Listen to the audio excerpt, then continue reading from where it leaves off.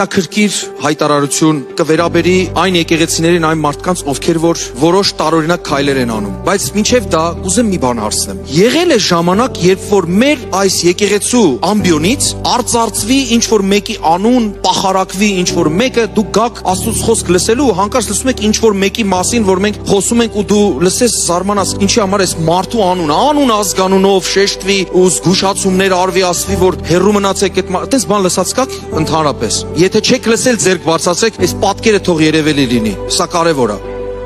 Փառք Տիրոջը, որովհետև այս ամբիոնից մենք կանչված ենք քարոզելու, խաչված եւ հարություն առած Քրիստոս եւ ոչ թե ինչ որ մարդ։ Ու գանք վերածենք քարոզը բամբասանքի ու իբրև զգուշացնենք ինչ որ անձից, հստակ անուն ազգանուն շեշտելով։ Մարդկանց մասին են խոսում։ Ընդ որում մեր եղբայրների մասին են խոսում։ Ձեռ առնելով, ծաղրելով, պիտակներ կպցնելով։ Ու իմ սրտի մեջ շատ հետաքրքիր բան առաջացավ ու քննում էի Աստծով. Տեր Աստված, թույլ ես տալիս, որ ինչ որ քայլ կատարեմ, բայց ոչ թե նմանվեմ այդ քայլ անողներին, այլ ուղղակի զգուշացնեմ, որ սիրելի հավատացյալներ, սիրելի դիտողներ, սիրելի եկեղեցու անդամներ, որ եկեղեցիներում որ այդպիսի բաներ են կատարվում, մտորելու տեղիք կա, որ ինչու են բամբասում, ինչու են մարդկանց հոգևորապես սպանում։ Ես հրճակում եմ, որ հիմա ես գտնվում եմ մի տեղ, որտեղ որ Աստծո խոսք պիտի քարոզեն։ Ու ի պաշտպանություն լեցուն հոգիների այս հայտարարությունն եմ անում, որովհետև մարդիկ կան գայթակղվում են։ Ու գրված է վայ գայթակղեցնողին, մի արեք նման բան։ Սիրելիներ, եթե նստածների մեջ էլ կան մարդիկ, ովքեր որ մի նորություն կլսեն,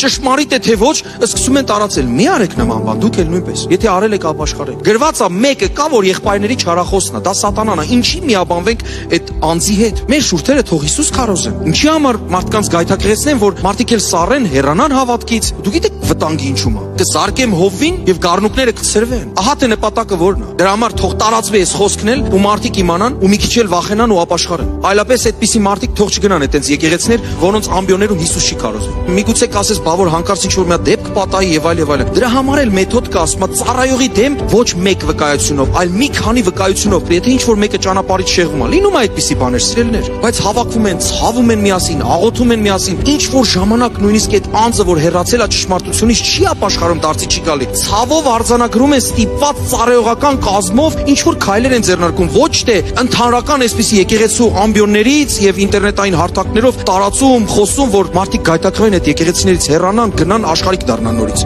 Հասկանալի է, չէ՞ սիրելիներ, մեթոդը որն է, ճիշտ մեթոդներ կա ամեն բանի համար։ Չպետք է մենք այսպիսի ամբիոններ օգտագործենք, բայց հիմա ի պաշտպանություն են հոգիների, որոնք որ գայթակղվում են։ Մենք էլ երբեք ու երբեք մասնակից չլինենք այդպիսի բաների։ Աստված իր տներին հոգ կտանի, շատ լավ։ Դու չի որ պետքա տարածես վատ լուրերը, դառնալով եղբայրների չարախոսի ընկերակիցը։